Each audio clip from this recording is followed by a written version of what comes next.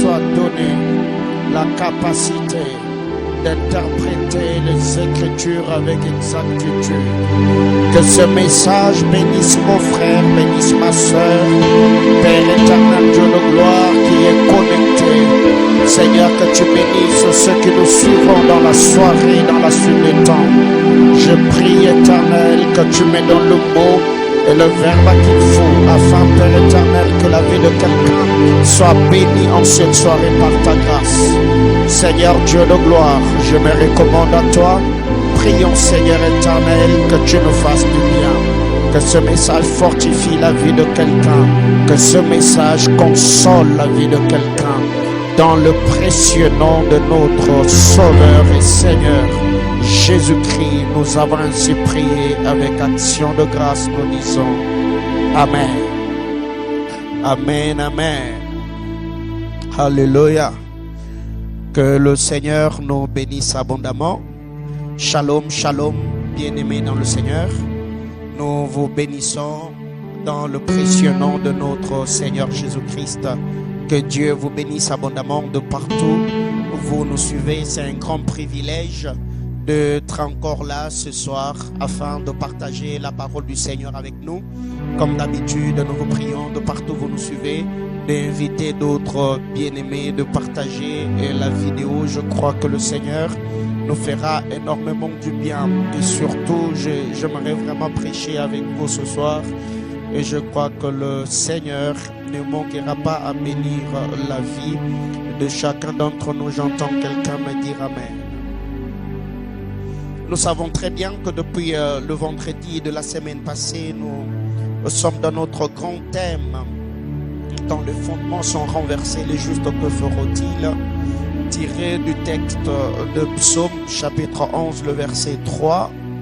Et là, nous sommes en train d'exploiter un sous-thème sur l'héritage spirituel.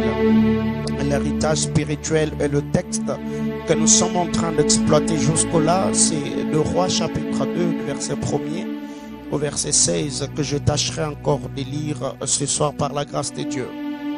De Roi chapitre 2, le 16e, du 1er au 16e verset, j'ai lu au nom de Jésus. Lorsque l'Éternel fit monter Élie au ciel dans un tourbillon, Élie partait de Gilgal avec Élisée. Élie dit à Élisée, reste ici, je te prie, car l'Éternel m'envoie jusqu'à Bethel. Élisée répondit, l'Éternel est vivant et ton âme est vivante. Je ne te quitterai point. Et ils descendirent à Bethel.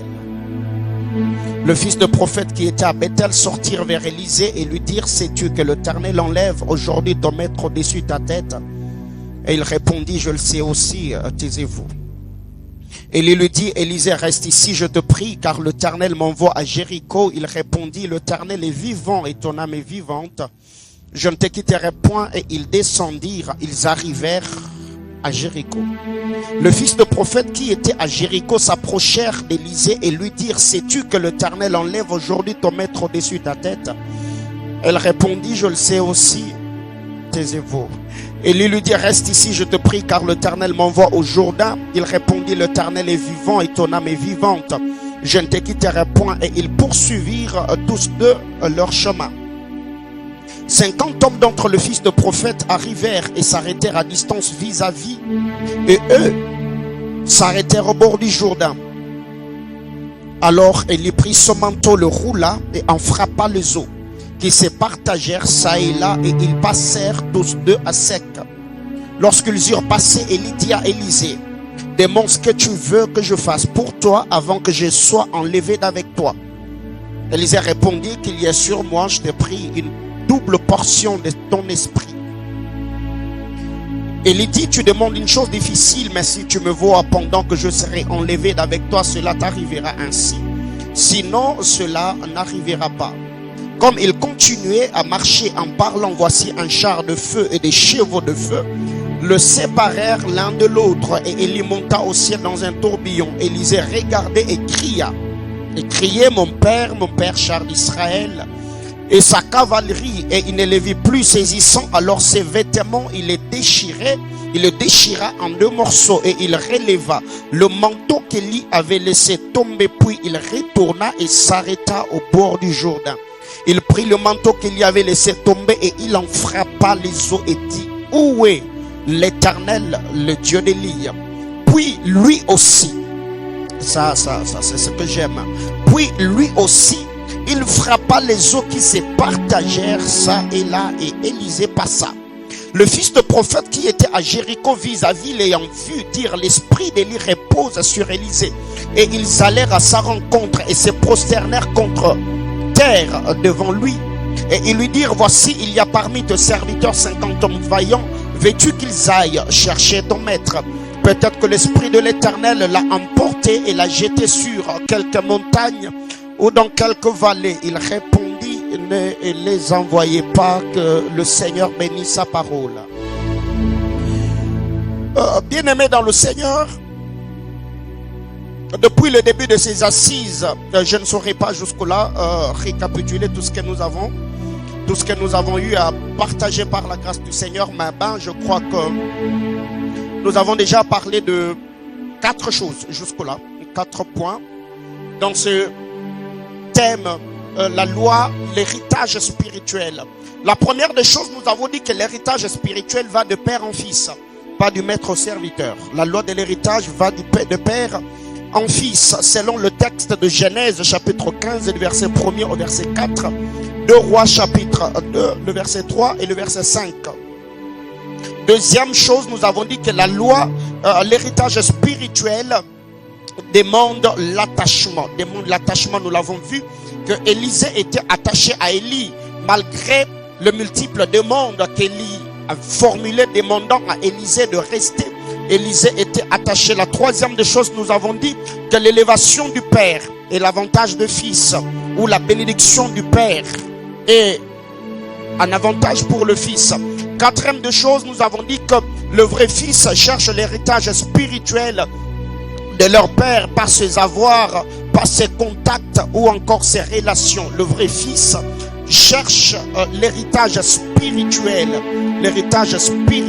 la bénédiction, l'onction, la grâce qui repose sur leur Père et par ses avoirs.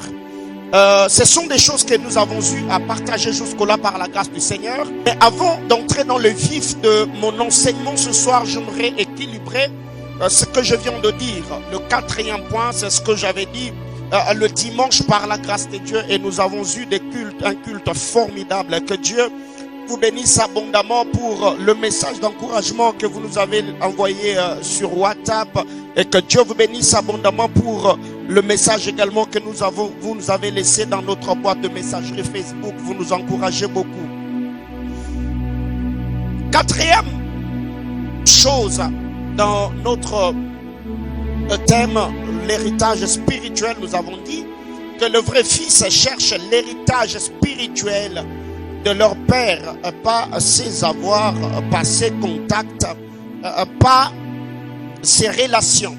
Mais qu'à cela ne tienne, ça ne veut pas dire comme le père spirituel n'a que la bénédiction spirituelle, que c'est tout ce qu'il a à donner à ses fils. Non. Le père peut avoir une bénédiction spirituelle. Il peut avoir une onction, une grâce particulière qui repose sur sa vie.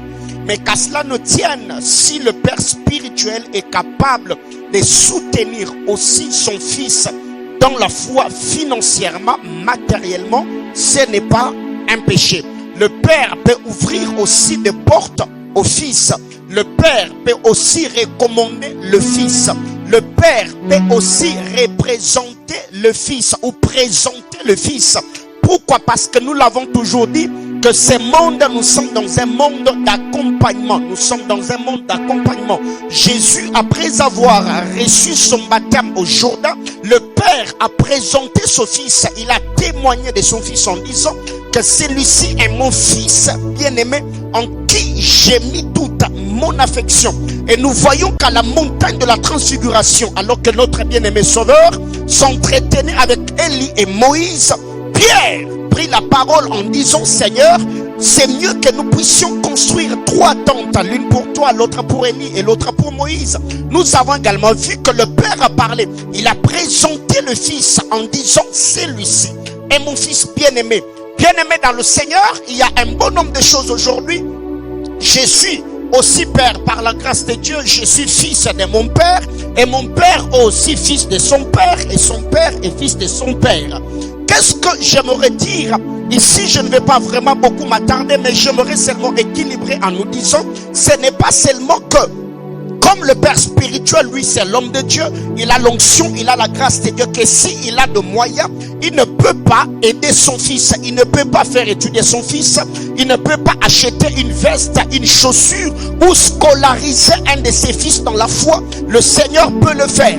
C'est pourquoi vous allez vous rendre compte, le Père peut le faire plus tôt, et vous allez voir ensemble avec moi que notre Père Céleste, au-delà de nous avoir sauvés, il prend soin de nous. Il nous bénit, il nous enrichit, il nous ouvre des portes et nous fait du bien. Donc, le Père spirituel, au-delà de la bénédiction spirituelle qu'il peut léguer à ses enfants, le Père spirituel peut également subvenir aux besoins de ses fils ou de ses filles s'il en a le moyen. Donc je voulais seulement équilibrer pour que nous ne puissions pas seulement rester accrochés à une seule branche, disant que le Père spirituel, lui, n'a que la bénédiction. Non, si il a le moyen, il peut faire du bien. Alléluia. Bien-aimés dans le Seigneur, nous avons jusqu'à-là partagé beaucoup de choses, et aujourd'hui, on va s'entretenir sur le verset 10 de 2 Rois, chapitre 2. Qu'est-ce qui est dit au verset 10? J'aimerais d'ailleurs lire à partir du verset 8, la Bible déclare. Alors Élie prit son manteau, les roula, et en frappa les eaux qui se partagèrent ça et là. Et ils passèrent tous deux à sec. Lorsqu'ils y passé, Élie dit à Élisée, demande ce que tu veux que je fasse pour toi avant que je ne sois enlevé d'avec toi. Élisée répondit, qu'il y ait sur moi. Je t'ai pris une double portion de ton esprit. Le verset 10. Élie dit, tu demandes une chose difficile. Mais si tu me vois pendant que je serai enlevé d'avec toi, cela t'arrivera. Ainsi, cela sous-entend qu'il était capable ou à mesure de satisfaire tout ce que Élisée allait formuler comme demande. Parce que Élie lui-même, en parlant à son fils, il n'a pas précisé. Il n'a pas dit à Élisée, demande-moi chose X ou chose Y, je te l'accorderai. Il a dit, demande-moi ce que tu veux que je fasse pour toi. Et ce que j'aime la demande que Élisée a formulée. Il dira à son père, permets qu'il y ait sur moi une double portion de ton esprit. Et le mercredi, nous avons dit qu'en Israël, la double portion revenait au fils aîné. C'est le fils aîné qui avait droit à une portion double. Et ici, nous voyons Élisée en parlant, en formulant sa demande auprès d'Élie. Il s'est présenté devant Élie comme étant le premier-né qui devait hériter de l'onction, de la grâce qui reposait sur la vie de son père. Et arrivé au verset 10, Élie prend la parole et dit à Élisée, tu demandes une chose difficile. Bien aimé, c'est là qu'il y a un problème. Élie, en parlant à Élisée, il lui a dit, demande ce que tu veux.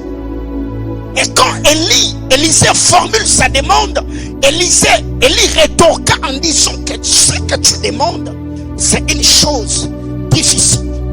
Bien aimé, mais ce que j'aime, la Bible déclare, demandez afin que votre joie soit parfaite.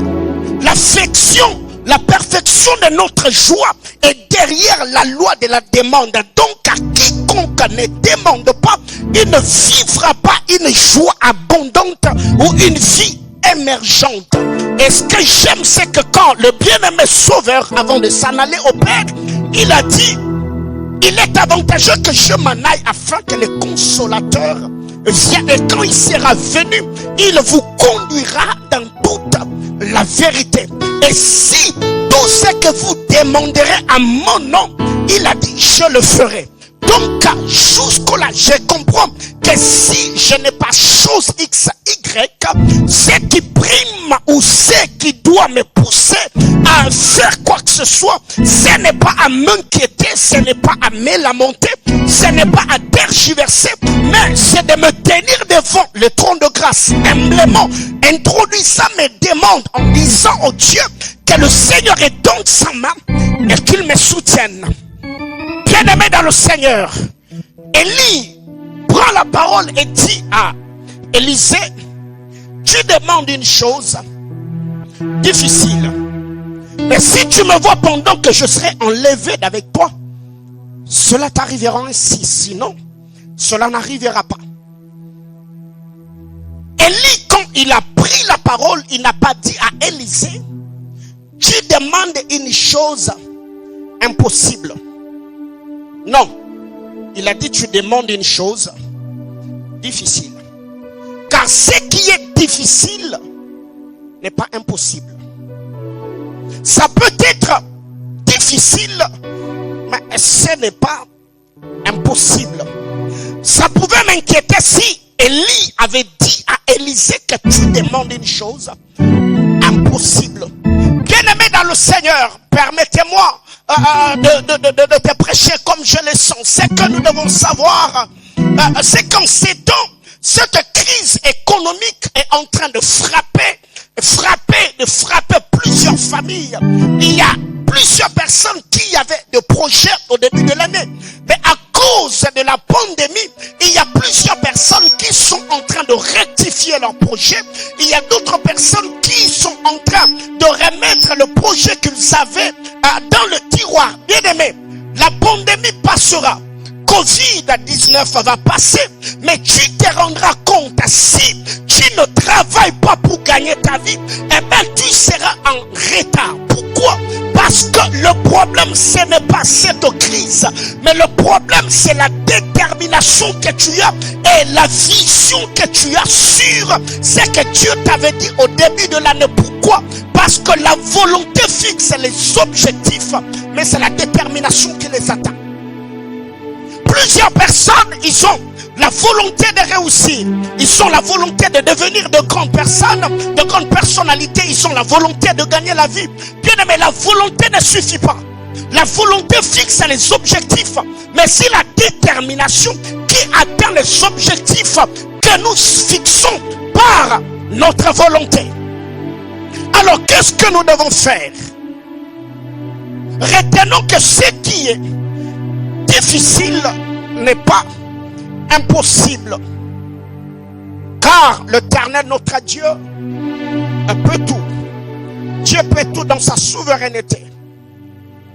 J'aimerais que l'on lise Marc chapitre 9, le verset 17 et le verset 23.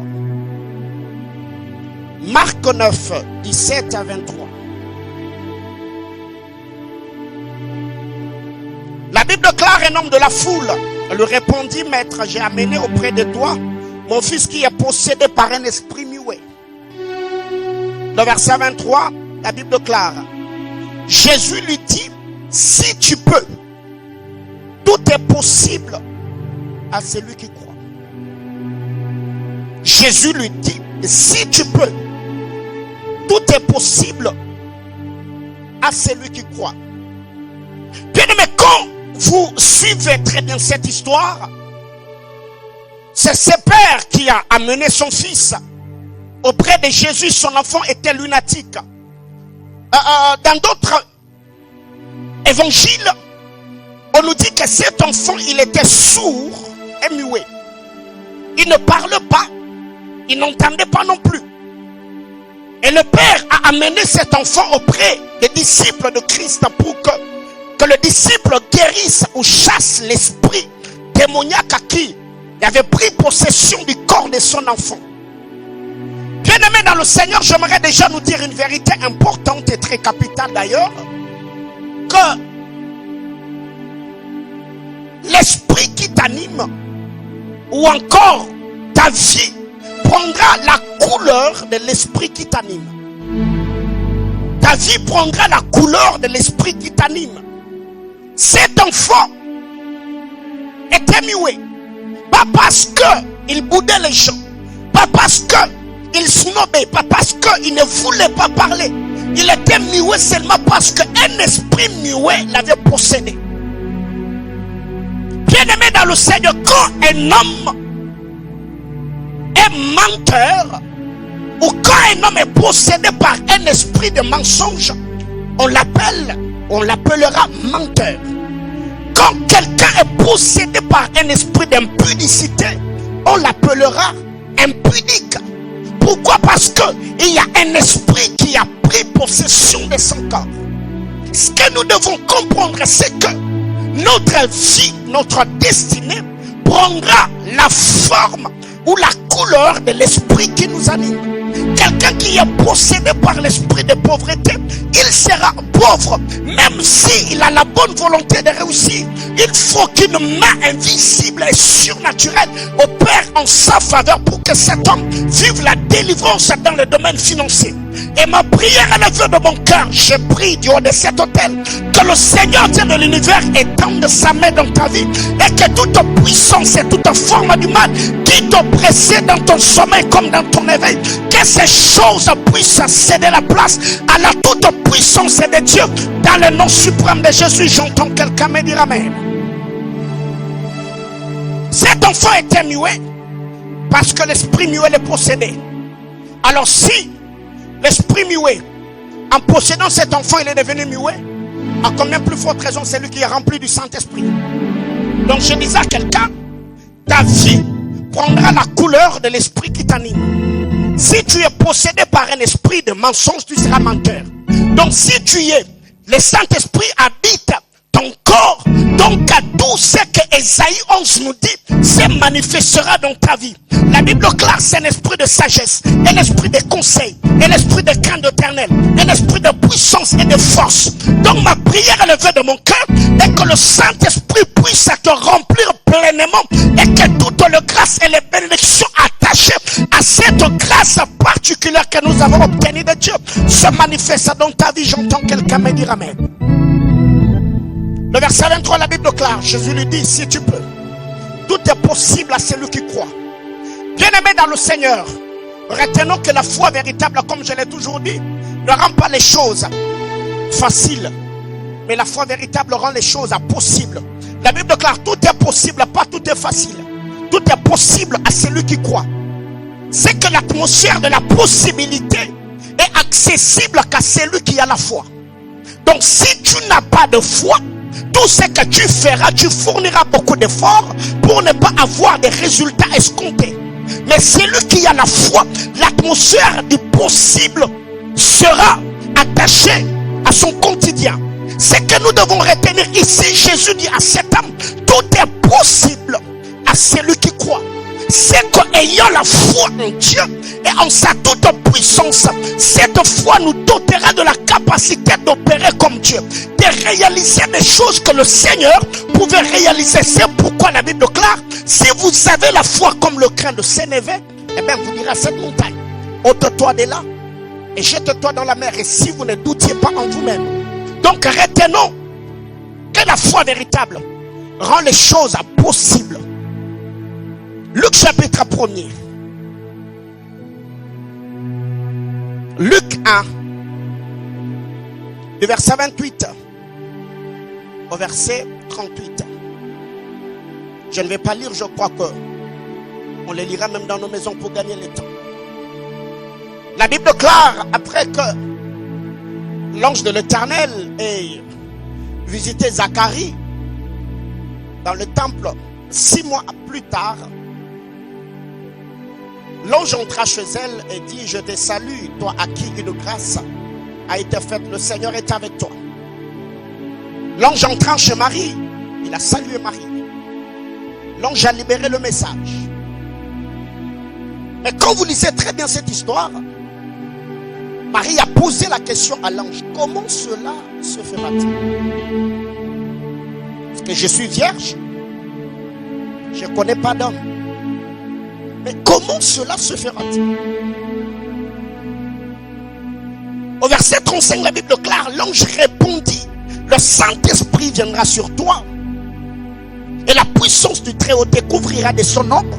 C'est pourquoi Le saint enfant qui naîtra de toi sera appelé fils de Dieu.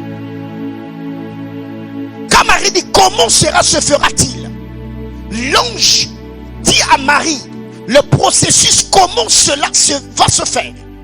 Comment cela se fera-t-il? Tu m'as dit que Dieu va me visiter. Tu m'as dit que Dieu va me bénir. Tu m'as dit que Dieu va m'élever. Comment cela se fera-t-il? L'ange prend la parole et dit à Marie, la puissance du Très-Haut viendra sur toi. Mais comme Marie n'arrivait toujours pas à comprendre ce que l'ange est en train de dire, l'ange au verset 36 il dit, voici Élisabeth ta parente a conçu elle aussi un fils en sa vieillesse. Et celle qui était appelée stérile est dans son 6e mois. C'est que l'ange donna le message à Marie. Marie n'avait pas suffisamment de foi. Marie doutait un peu vu qu'elle était vierge. Quand il a regardé son état, je suis vierge, je ne connais point d'homme, je n'ai jamais été en relation avec un homme, mais tu me dis que je vais concevoir. C'est paradoxal, c'est contradictoire. Comment cela se fera-t-il? L'ange dira à Marie que la puissance du Très-Haut surviendra sur toi. L'ombre du Tout-Puissant va te couvrir. Mais Marie, écoute, j'ai une bonne nouvelle. Si toi tu ne sais pas comprendre, ou si tu n'as pas la foi en ce que Dieu te promet, mais je vais prendre un échantillon. Oh my God. Je vais prendre un échantillon. Je vais te parler de quelqu'un que Dieu a visité. C'est pourquoi l'ange n'a pas seulement dit à Marie que Dieu te donnera un enfant. Il a dit d'ailleurs, il y a quelqu'un qui est dans ton environnement. Il y a quelqu'un qui est ta parenté qui s'appelle Élisabeth. Le problème avec Élisabeth, c'est que Élisabeth est dans son sixième mois. Celle qui était appelée stérile est dans son 6e mois. Ce que j'aime, l'ange en parlant d'Élisabeth a conjugué l'état d'Élisabeth dans le passé. Il n'a pas dit celle qu'on appelle stérile. Il a dit celle qu'on a... My God. Celle qu'on appelait stérile est dans son 6e mois. Je suis en train de dire à quelqu'un, si les choses que Dieu t'a dites, tu n'arrives pas à comprendre que Dieu est capable de le faire, regarde autour de toi. Il y a quelqu'un qui hier n'avait rien, Dieu l'a béni et l'a élevé. Je suis en train de dire à un mari, tu n'es pas la seule à vivre ce que tu vis. Et il y a Élisabeth qui était stérile. Elle était déjà avancée en âge. Elle avait une identité à cause de son état. Mais j'ai dit à Marie, si tu penses que Dieu n'est pas capable de faire, regarde autour de toi. Il y avait Élisabeth. Élisabeth était appelée. Je suis en train de dire à quelqu'un, certes hier j'étais pauvre, mais Dieu m'a visité. Prends ma vie comme un matériel didactique. Prends ma vie pour... Je suis en train de dire à quelqu'un, Dieu, quand il veut nous bénir, pour fortifier notre foi, il peut passer par notre voisin. Il le touche, il le bénit, afin que, en regardant mon voisin, que je me dise, oh my God, si Dieu l'a béni, c'est possible qu'il me bénisse aussi. C'est pourquoi que Dieu bénisse tous ceux qui nous ont toujours dit que le panier surquille encore. Dieu n'a pas encore fini, parce que la Bible claire, il a donné aux âmes et aux autres. Le Dieu que nous prions, il n'est pas seulement le Dieu des âmes, il est aussi le Dieu des autres. Si c'est le tour des âmes, j'adorerai le Seigneur, je louerai Dieu, car je sais que si il a béni les âmes, il bénira les autres. Je suis en train de dire à quelqu'un, ne sois pas jaloux, ne calomnie celui qui est dans sa saison. Quand Dieu te bénira, j'adorerai le Seigneur avec toi, je célébrerai le Seigneur avec toi, car je sais, nous avons un même Jésus, une même croix, une même montagne, un même sang, une même baptême, un même esprit. Et je suis de ceux qui croient, s'il a fait pour toi, il le fera pour moi. Je suis en train de dire à quelqu'un, Marie, ta parenté, vérifie très bien, elle est dans son 6e mois. Peut-être que tu n'es pas au courant, c'est seulement moi qui avait annoncé à son mari que Élisabeth allait concevoir. J'ai dit à ceux de la compassion. Certes, tu connais une sœur qui était venue dans cette église, elle n'avait pas de mariage, mais aujourd'hui Dieu l'a bénie. C'est cette même bouche qui avait annoncé et Dieu a accompli. Alors je t'annonce, si Dieu t'a prêché, si Dieu t'a parlé, si Dieu t'a promis, ce que j'ai à faire, je reste serein, je ne tergiversais pas, je suis dans l'attente et je crois que le Seigneur, Dieu de l'univers, en son temps, il me visitera. Je dis à quelqu'un, Elisabeth est apparentée, il est dans son 6e.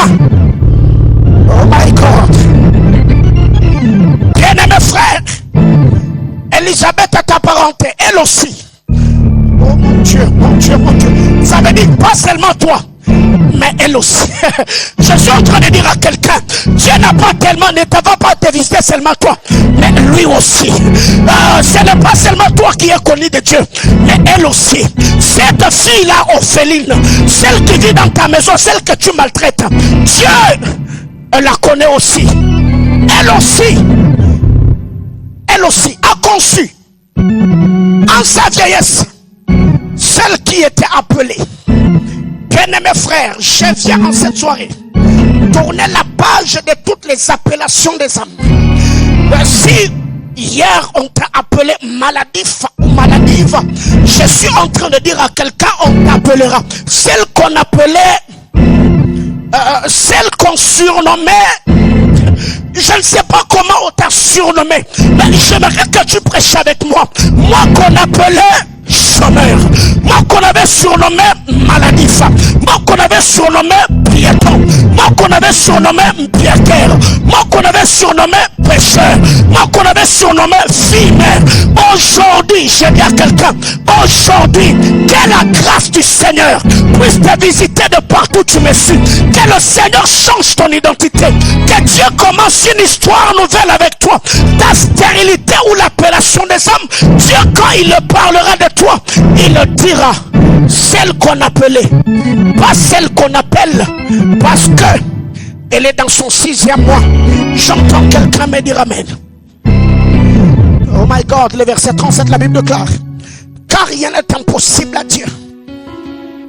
Marie, je suis venu te parler de la part de Dieu.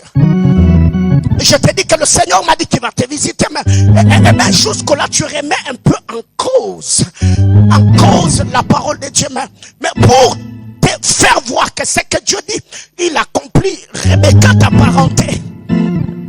Elisabeth plutôt t'a parenté.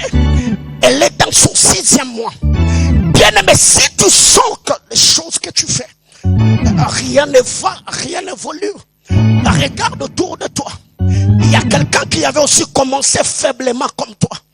Il y avait quelqu'un qui a connu peut-être pire qu'est-ce que tu es en train de connaître. Cette personne s'est attachée à Dieu. Cette personne a craint Dieu. Cette personne a cru au Seigneur. Et Dieu l'a visité. Mais j'aime ce que l'ange dit au verset 37. Car rien n'est impossible à Dieu.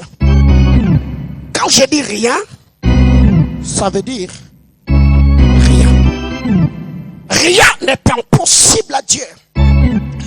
Et le remorote les nzambe na mayele. Na jamais ça mutumo zaliawa. Rien n'est impossible à Dieu. Mais j'aimerais que l'on lise Actes des Apôtres chapitre 2 le verset 24. Oh, cette parole ça m'a beaucoup béni aujourd'hui alors que j'étais en train de méditer ma Bible.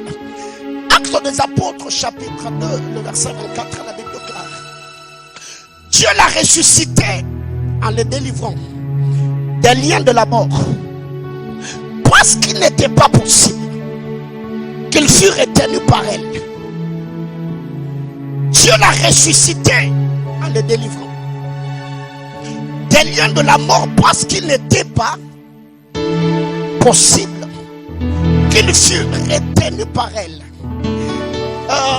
Écoutez, dans notre version on dit Dieu l'a ressuscité en le libérant des liens de la mort, parce qu'il ne convenait pas qu'il soit bloqué par elle. Donc je suis en train de dire à quelqu'un, par la grâce du Seigneur, Dieu te libérera parce qu'il ne convient pas que tu restes dans cet état-là. Non. J'aimerais ce soir engager le ciel en bénissant quelqu'un avec ses paroles de grâce. La Bible déclare au commencement, aux 6 jours, pendant les 6 jours de la création, après que Dieu ait créé Adam, Dieu a dit, il n'est pas bon que l'homme soit seul. Autrement dit, ça ne convient pas que Adam soit seul. Il n'était pas possible qu'il soit retenu. Bien aimé, quand on regarde la vie de prière que tu as, il ne convient pas que tu sois malade. Quand je regarde la foi que tu as, il n'est pas convenable que tu sois pauvre. Quand je regarde le talent que tu possèdes et cette belle œuvre salvatrice de la croix, il n'est pas possible que tu sois retenu. Je suis en train de dire à quelqu'un, Lazare ne pouvait pas sortir de la tombe si le Seigneur n'avait pas parlé. Alors la Bible déclare, au commencement était la parole. La parole était avec Dieu et la parole était Dieu. Cette parole a été faite chair. Elle a habité parmi nous. Elle était pleine de grâce. Nous avons contemplé sa gloire comme la gloire du Fils unique venu du Père. Je suis en train de dire à quelqu'un, quand vous lisez la parole de Dieu, la Bible déclare cette parole-là, elle n'est pas loin de nous. Elle est dans notre cœur et dans notre bouche. Elle est dans mon cœur parce qu'elle m'a sauvé. Elle est dans ma bouche pour que je sauve les autres. Je suis en train de dire à quelqu'un, la parole de Dieu, elle n'est pas loin de moi. Elle n'est pas au-delà de la mer pour que quelqu'un d'autre aille la chercher. Cette parole, elle est dans mon cœur. Jésus habite en moi. Mais au-delà d'être en moi, il est dans ma bouche. Il est dans mon cœur parce qu'il m'a sauvé. Il est dans ma bouche pour que je sauve les autres. Alors j'utilise mon autorité ministérielle. Je déclare dans la vie de celui ou celle qui m'entend que le Seigneur te libère de tous les liens, que le Seigneur te délivre de l'ombre de la mort qui te guette, que le Seigneur puisse te donner une bénédiction fracassante afin que tu éclates entre les joies. J'entends quelqu'un me dire, c'est moi. Bien-aimé dans le Seigneur, la grâce et la faveur de Dieu se manifestera dans ta vie. Dieu te bénira. C'est pourquoi la Bible déclare, alors que l'Éternel délivrait les captifs de Sion, nous étions comme ceux qui faisaient un rêve et notre bouche était remplie de chants d'allégresse. J'ai pris que Dieu puisse t'aider à vivre le rêve. Les choses que tu as toujours vues dans ton sommeil, que Dieu t'aide à les vivre. Oh my God, j'entends quelqu'un me dire, j'ai déjà rêvé que j'étais aux États-Unis. Je demande à Dieu que le Seigneur t'aide à vivre le rêve. Quelqu'un me dira, je me suis déjà vu en train de prêcher dans une très grande auditoire. Je demande à Dieu que Dieu t'aide à vivre le rêve. Que dis à quelqu'un qu'un vent souffle et que ce vent fasse quoi? J'entends quelqu'un me dire, Seigneur, déplace-moi. Là où les hommes t'avaient positionné, Dieu va faire quoi? Dieu va te déplacer. Là où les hommes t'avaient déclassé, Dieu va te reclasser. Là où les hommes t'avaient écarté, Dieu... Je suis en train de dire à quelqu'un, la grâce et la faveur de Dieu se manifestera dans ta vie. Celle qui t'avait laissé à la porte d'Israël, il reviendra le soir pour te chercher. Mais il se rendra compte que vous vous êtes seulement séparés dans le chemin. Tu as regagné la maison. Je suis en train de dire à quelqu'un, cet homme est à la porte d'Israël. Mais la Bible déclare, quand Pierre et Jean le rencontrèrent et lui dirent, nous n'avons ni or ni argent, mais ce que nous avons, oh my God, manquer l'or et l'argent ne veut pas dire tout manquer. C'est l'or et l'argent que je n'ai pas, mais ce que j'ai, je dépasse l'or et l'argent. Bien-aimés frères, j'aimerais que l'on comprenne. Oh, vous qui êtes là, je vous prie de vous rasseoir.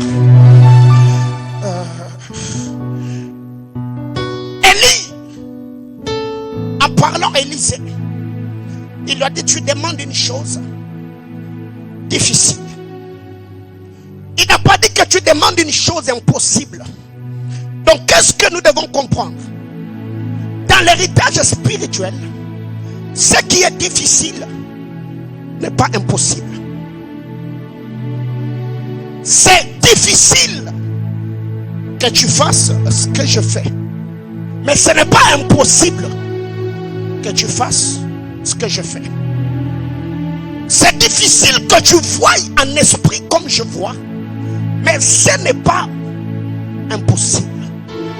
Bien aimé, le grand problème c'est que par moments, nous sous-estimons parce que nous pensons que chose X ou Y ne peut être fait par X ou Y.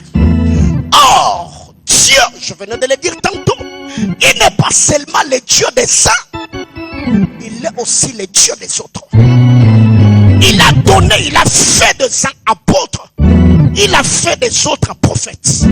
C'est pourquoi j'entends quelqu'un me dire, c'est possible.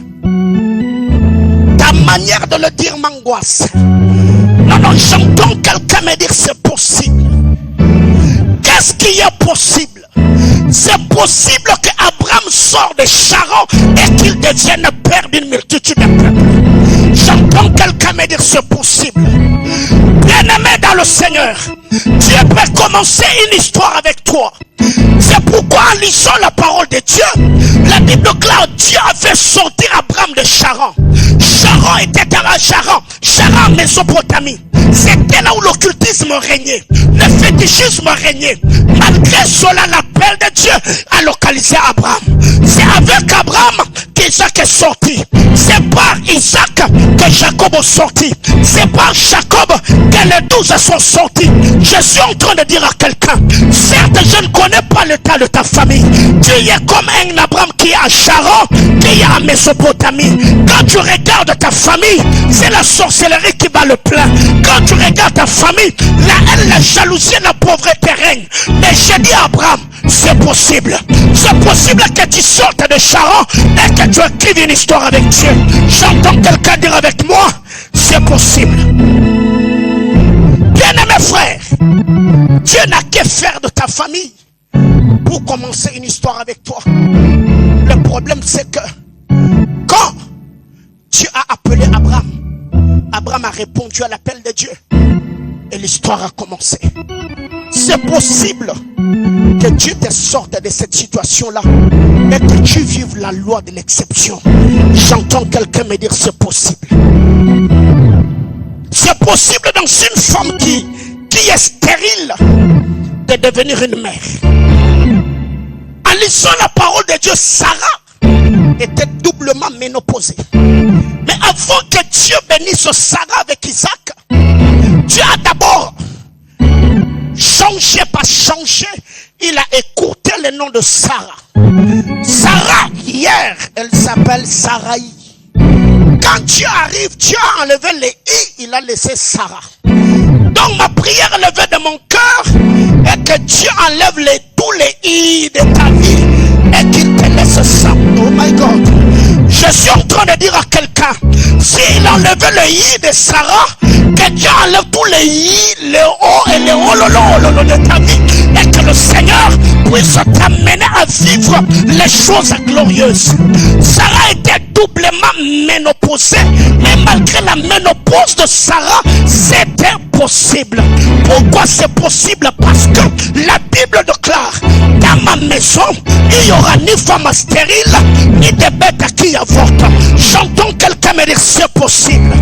C'est possible que celle qui a des problèmes de fécondité, que le Seigneur la visite. C'est possible. Pourquoi c'est possible? C'est possible que Ruth la Moabite, qui est sortie dans une famille, une nation incestueuse, puisse figurer dans la généalogie de Jésus. J'entends quelqu'un me dire c'est possible. C'est possible que ta famille est mal réputée, mais par la grâce du Seigneur, Dieu est capable de faire une histoire nouvelle avec toi. J'entends quelqu'un me dire c'est possible. C'est possible que ses frères qui n'ont pas étudié puissent se distinguer dans la société. C'est possible que le matin, je me réveille comme un prisonnier et que je finisse ma journée comme un ministre. C'est possible. Je parle de Joseph. Le matin, Il s'est réveillé avec le tenue de prisonnier. Mais la soirée, il était dans un palais. Je suis en train de dire à quelqu'un que Dieu embellit cette journée et que tu es des témoins. Oh my God. J'entends quelqu'un me dire c'est possible. C'est possible. C'est possible. C'est possible que le premier devienne le dernier et que le dernier devienne le premier. J'entends quelqu'un me dire c'est possible. Bien-aimés frères, je vais m'arrêter là pour ce soir. Quand vous lisez la parole de Dieu dans Jean chapitre 2, l'histoire de cette fête de Cana, la Bible déclare, le Seigneur quand il est arrivé, Marie s'est approchée du Seigneur, il a dit, ils n'ont plus de vin. Jésus a demandé au serveur, prenez de l'eau, remplissez et prenez cette eau, va donner, allez donner à l'ordonnateur de la fête.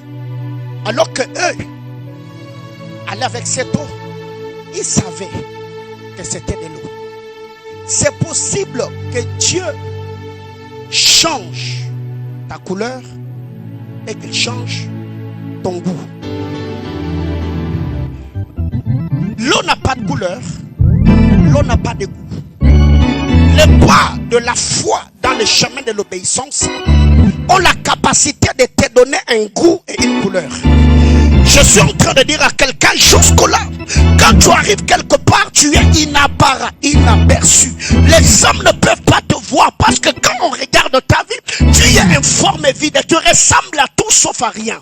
C'est pourquoi je suis en train de dire à quelqu'un, c'est possible que ce qui était hier, aujourd'hui ça devienne du vin. Or, à ce que je sache, la Bible déclare le vin a deux missions. C'est de réjouir le cœur de roi et le cœur de Dieu. Je suis en train de dire à quelqu'un, ta vie et ta destinée ne sera pas une destinée sans impact. Ta vie et ta destinée étant un vin, je réjouirai le cœur de Dieu et je réjouirai le cœur de roi. Quels sont le roi? Le roi, ce sont les postérités de Sarah. Car Dieu a dit à Sarah, de tes entrailles sortiront des rois. Je suis en train de dire à quelqu'un, je ne quitterai pas cette terre de manière anonyme. Je ne quitterai pas cette terre sans impact. Ma vie a un sens. Ma destinée, j'ai une mission sur la terre. J'entends quelqu'un me dire, c'est possible. Choriste à monter. C'est possible que le Seigneur te récupère du fumier et qu'il te fasse asseoir avec le grand du peuple. Je dis à quelqu'un, c'est possible. La Bible déclare, vous habiterez dans des maisons que vous n'avez pas bâties. Vous mangerez, vous boirez la vigne, le vin que vous n'avez pas planté. J'entends quelqu'un me dire, pasteur, comment cela se fera-t-il? Moi-même je ne sais pas, mais ce que j'ai à te dire, c'est possible. C'est possible que Dieu t'utilise. C'est possible que Dieu se serve de toi. C'est possible que Dieu change ton histoire. C'est possible qu'avec Dieu maintenant, ces temps de crise, tu réalises le projet que tu as. C'est possible que Dieu t'utilise à nouveau. C'est possible que le chevet de Samson repousse. C'est possible que les gens qui aveugles dans l'île de Patmos puissent avoir des visions apocalyptiques. J'ai dit à Joseph, certes on t'a vendu, mais c'est possible de devenir ministre sur une terre étrangère. Je suis en train de dire à un Esther, c'est possible que tu puisses devenir reine. Je suis en train de dire à Jésus, Dieu ne permettra pas. My God. Bien-aimés frères, dans l'héritage spirituel, ce qui est difficile n'est pas impossible. Oh, Luc 1,37 nous dit, rien n'est impossible à Dieu. Rien n'est impossible à Dieu. Le Seigneur a une mission avec chacun d'entre nous. Je continuerai le vendredi, mais j'aimerais que tu élèves ta voix et que tu pries le Seigneur. C'est encore possible que le Seigneur te relève. C'est encore possible. Malgré cette crise qui bat le plein, c'est possible. Certes, hier, le Seigneur s'était révélé à toi. Il t'a utilisé. Mais depuis un temps, tu te rends compte que rien ne va. J'aimerais que tu croies encore que c'est possible. Que c'est possible que la grâce du Seigneur soit avec toi. C'est possible que le Seigneur te bénisse. C'est possible que le Seigneur te soutienne. Élie a dit, tu demandes une chose difficile. Mais il n'a pas dit que tu demandes une chose impossible. C'est difficile de réaliser un projet avec cette crise qui bat le plein, mais ce n'est pas impossible. C'est difficile de trouver une embauche alors que plusieurs sont en train d'être remerciés dans les entreprises. Mais c'est possible. C'est difficile avec ton âge avancé de trouver un mari qui va t'honorer. Mais c'est possible. Ces messages d'encouragement, ces messages de réconfort. Toi qui se sens abattu, fatigué, tu es dégoûté de la vie. Ta vie est devenue morose. Elle est dégoûtante. Tu te promènes avec le visage larmoyant. C'est possible. C'est possible que le Seigneur te relève de la poussière. Toi qui as perdu ta capitale, toi qui as perdu ton entreprise, tout ce que tu fais, rien ne va. Le Seigneur vient te dire que c'est possible. C'est difficile, oui, je sais. C'est difficile de te...